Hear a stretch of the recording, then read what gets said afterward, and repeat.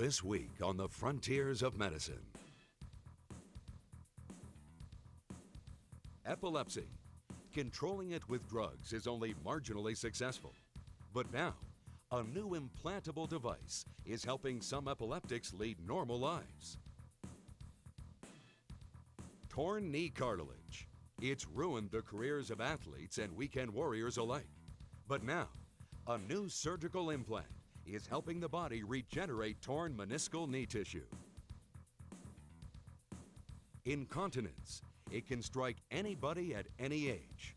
But now, a new pacemaker for the bladder is helping sufferers cope. These stories and more from the Frontiers of Medicine.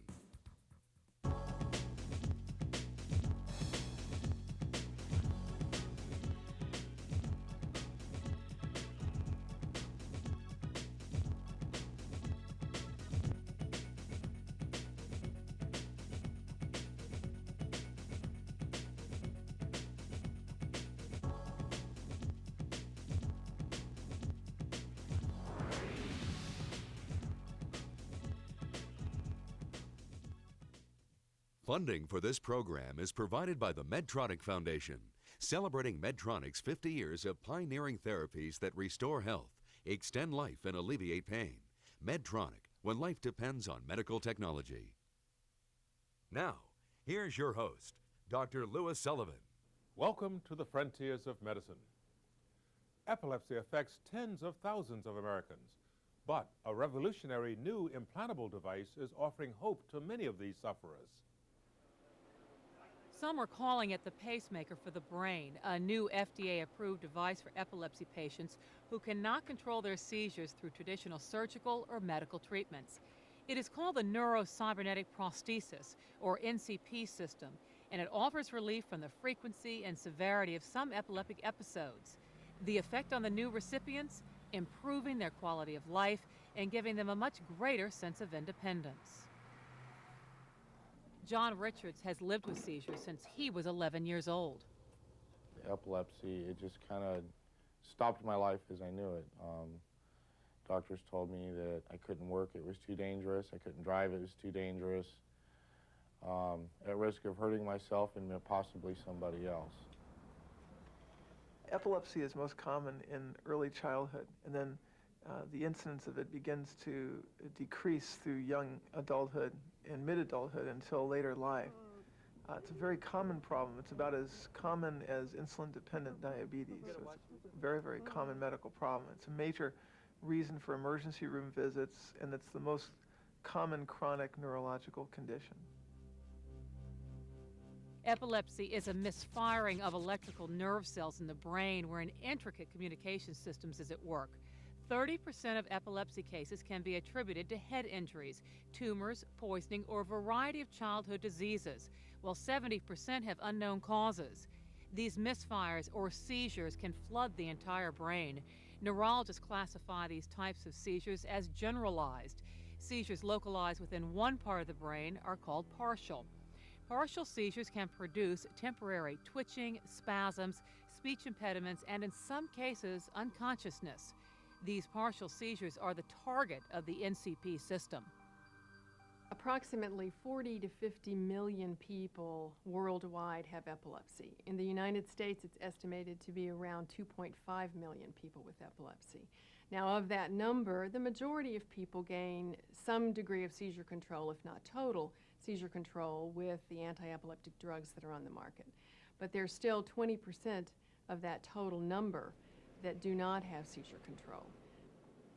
Now the NCP system gives Richards and the 200,000 patients like him who have partial seizures an opportunity to control them. Richards is one of the first patients in the U.S. to use the implant, which was developed by Cyberonics of Webster, Texas. Since receiving the treatment more than a year ago, Richards has gone from 20 or 30 seizures a day to 0. One can expect from the NCP system about a 50% reduction in seizures or better in about 30 to 40% of patients. So about 1/3 to 4 out of 10 patients will have a 50% response or better. The NCP system consists of an implant the size of a pocket watch. It is placed under the skin in the chest. A lead wire runs to the lower neck where it wraps around the vagus nerve, one of 12 cranial nerves responsible for providing the brain with information from other parts of the body. The NCP system delivers pre-programmed electrical pulses to the nerve 24 hours a day at intervals of 30 seconds on and 5 minutes off. These electrical pulses interrupt the misfires in the brain, decreasing the frequency and intensity of the attacks. By using an external programmer, the neurologist can control how much the device stimulates. When a patient senses a seizure coming on, he or she can produce an additional dose of stimulation by passing a magnet over the device within their chest. Many patients report they are able to prevent or abort a seizure using the magnet. Even more amazing is the fact that the surgery can be done on an outpatient basis, and the battery for the device only needs to be changed about every 5 years. Another benefit of the device is that it will reduce the amount of medication patients need to take. That means fewer side effects. The drugs that I was taking for epilepsy, they made me feel sleepy, a lot of confusion, and some memory loss. The most frequent side effects that have been associated with the stimulator are coughing, voice changes, and shortness of breath. All patients experienced hoarseness, but many found the effects tolerable. 3, 4, 5, 6, 7. The NCP system for people with epilepsy is an exciting new development because it offers for the first time the opportunity for the patient to be in control of their own lives. It's a real sense of empowerment for the individual. The things that I can do now that the device has been implanted is I can drive again, I can work, I can stay awake. I mean, that's a big part of it there. And I can play with my kids. While studies continue to determine if the device can treat a wider variety of seizures, doctors hope it may one day be able to treat Parkinson's disease as well. For now, they welcome the success of the device, which is dramatically reducing the unpredictability of epilepsy and allowing patients to regain control of their lives.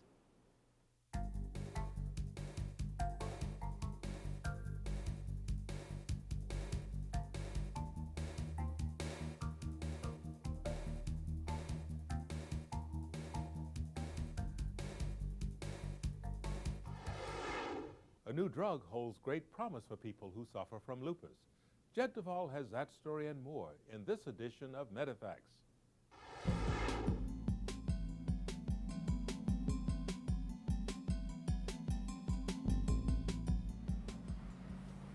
In most people, the immune system produces antibodies that fight off foreign bodies such as viruses and bacteria. But for those who suffer from lupus, antibodies in the immune system somehow get their signals crossed. These antibodies actually attack the individual's healthy tissues and organs, as well as foreign particles. While there is no cure for this often life-threatening condition, a promising new technology called toleragens is designed to isolate the renegade antibodies and shut them down. This new treatment, now being tested on humans, may benefit hundreds of thousands of lupus patients, especially those with kidney problems. Almost 1.5 million Americans suffer from lupus.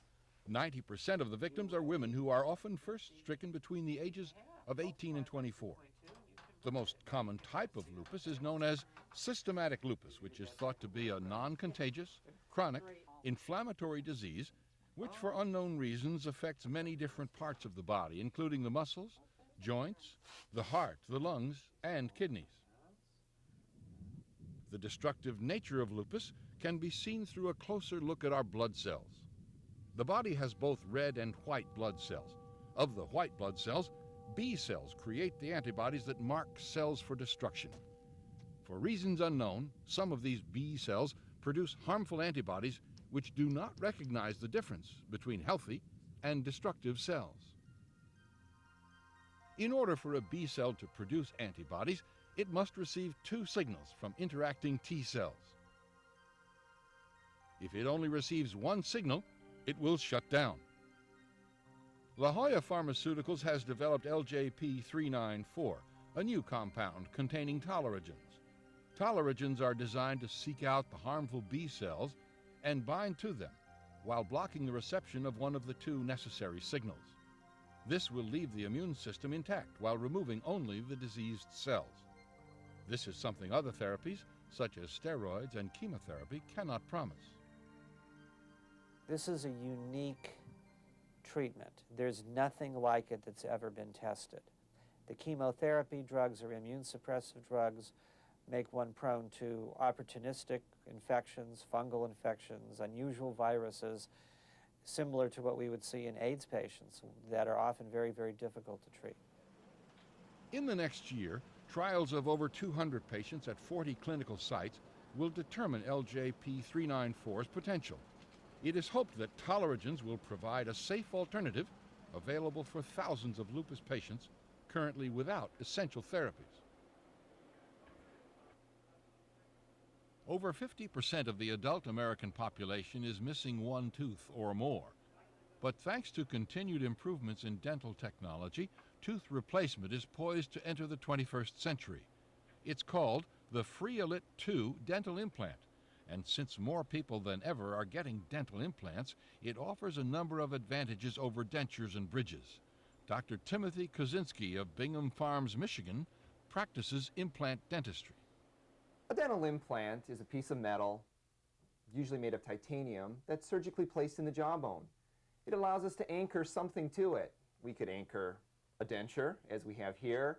We could anchor a single tooth if we needed to, if we were missing one tooth. Or we could anchor several teeth if we were missing many teeth in the mouth. During the implant procedure, a small incision is made so that the gum can be pulled back to expose the jawbone. Using a series of sequentially larger drills, the dentist bores the proper size hole to seat the implant root.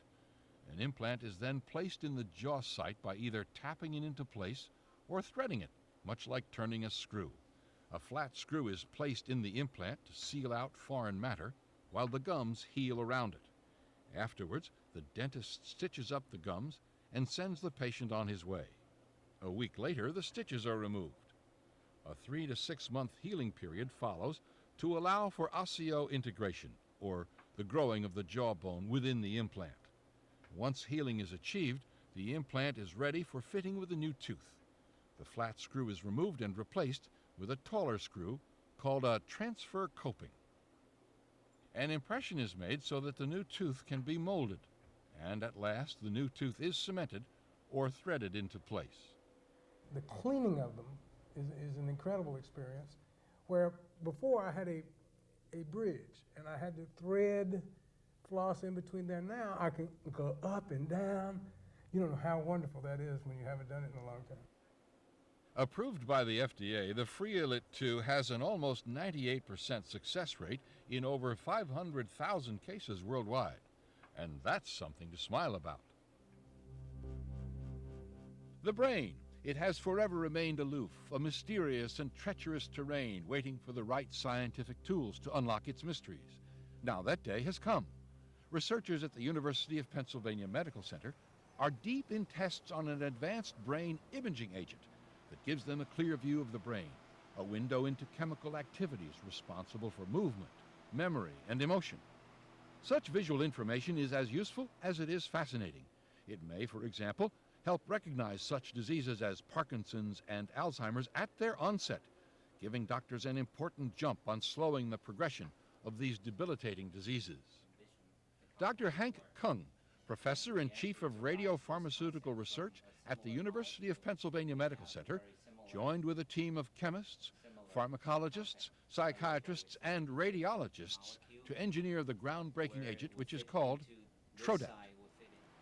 Trodat, which is almost identical to cocaine in nature and chemistry, binds well to dopamine, the chemical messengers that travel to the brain and bind to receptors responsible for many basic tasks of memory, movement, and emotion.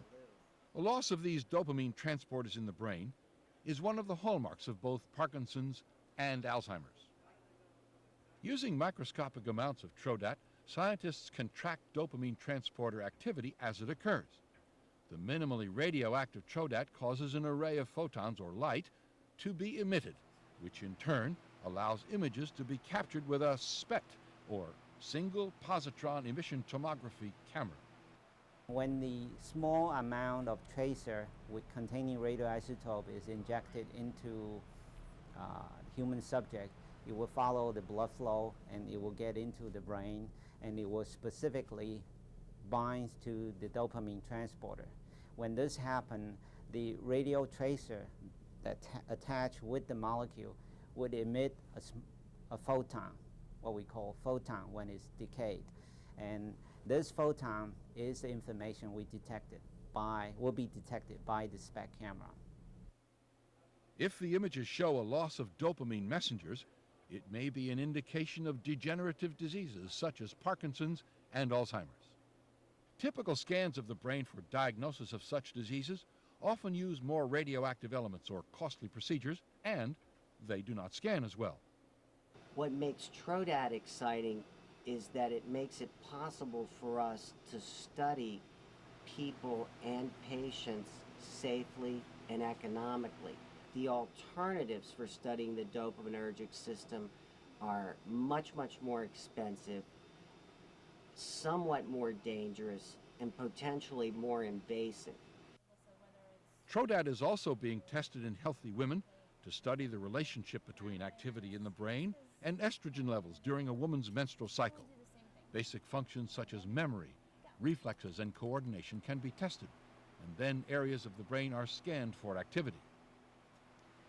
With further studies, these and other applications may prove this imaging agent to be invaluable for exposing the secrets contained in the far corners of the brain. Brandon King is no ordinary basketball player. The 28-year-old Redwood City, California resident was nearly sidelined forever after tearing the meniscal cartilage in his knee during a game. I was playing basketball and went in for a layup and hit knees with another player, and when I hit the ground it twisted and fell to the ground and hurt my knee then.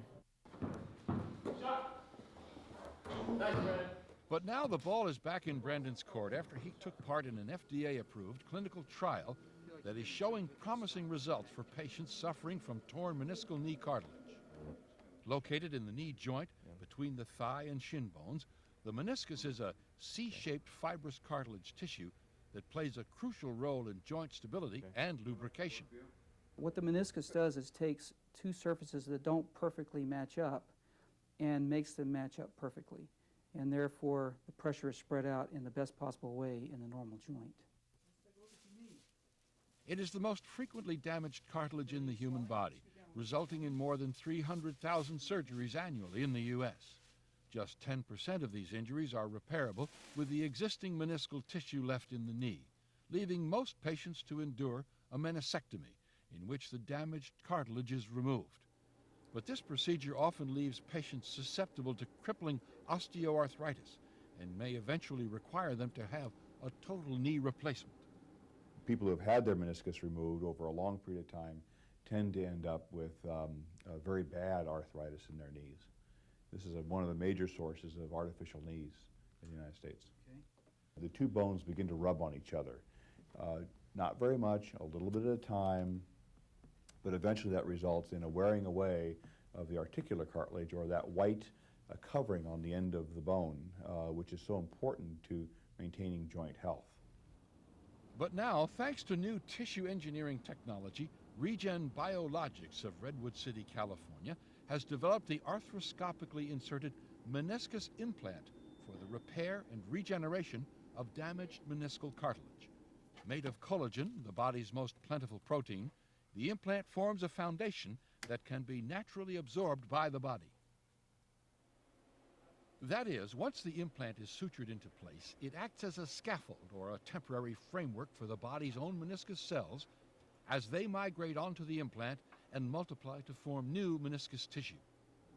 Initial studies of the implant's absorption rate have been documented by the Journal of Bone and Joint Surgery. Their December 1997 issue states, The sequential MRI images revealed progressive changes over time, indicating ongoing ingrowth and regeneration of tissue. Doctors are optimistic that this alternative to meniscectomy will not only restore the meniscus, but will also prevent any further degeneration of the meniscal cartilage. As for Brandon, he's just happy to be playing basketball again. It's doing awesome now. I'm playing basketball, loving it. It's not hurting me at all. It's not stiff. I'm running, jumping, my vertical leap's back. It's feeling great.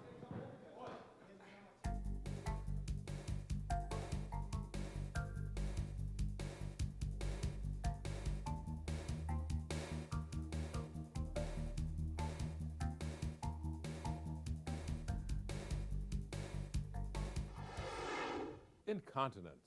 It's an embarrassing problem that most sufferers have to learn to live with. But now, a new pacemaker for the bladder is helping many of them return to a normal life. It was hard because I looked healthy on the outside, so nobody understood that there was any problem. Kay Ruane suffers from urinary urge incontinence, an inability to control the sudden need to urinate. The U.S. government estimates that more than 5 million Americans are affected by this often embarrassing condition. Probably the biggest outward sign I had was having to use the bathroom so often, or go into the bathroom so often. Urge incontinence patients often experience awkward and uncontrollable leakage episodes as well. But now a new FDA-approved device is offering significant symptom relief of urge incontinence.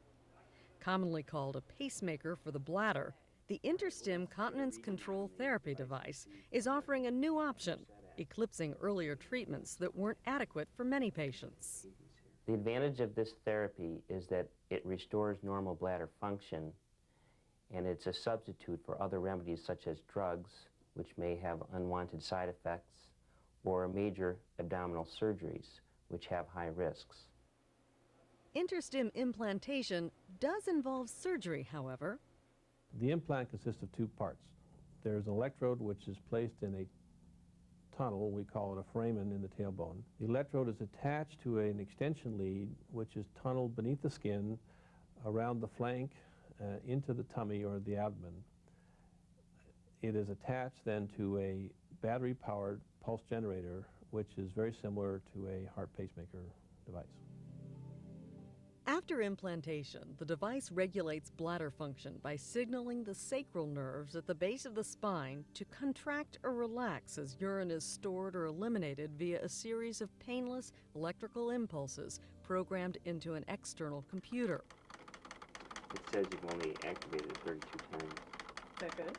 The Leahy Clinic in Boston, Massachusetts reports that InterStim demonstrates a 50% success rate in keeping patients completely dry, with more than 75% of patients reporting at least a 50% reduction in leakage episodes. And for patients like Kay Ruane, those numbers are about quality of life.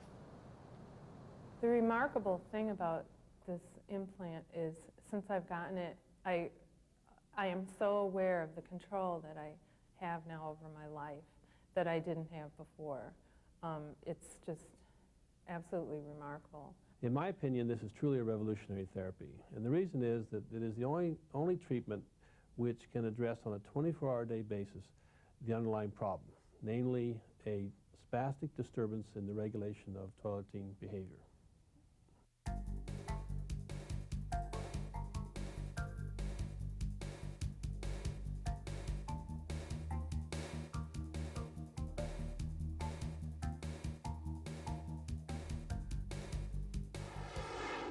Remember, the more information you have, the better consumer of healthcare services you'll be.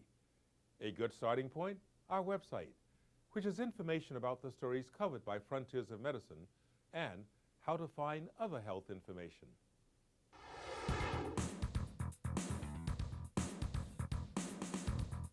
Next week on the Frontiers of Medicine. Angina. It's excruciating, and it could be fatal. Now, see how surgeons use lasers to create holes in the heart that stop angina. Salmonella and botulism. They can kill. But see how doctors are using these two deadly bacteria to help patients, not hurt them. Anesthesia. It used to be a guessing game, but a new device is helping doctors monitor anesthesia and save lives. Thanks for watching. I'll see you next week on The Frontiers of Medicine.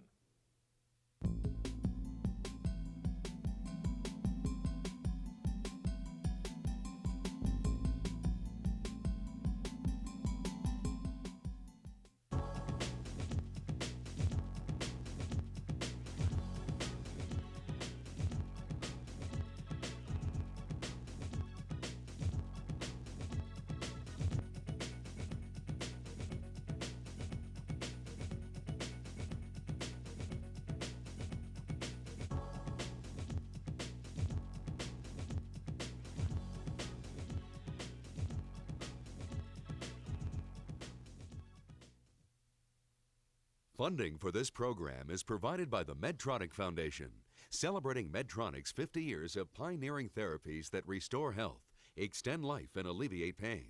Medtronic, when life depends on medical technology.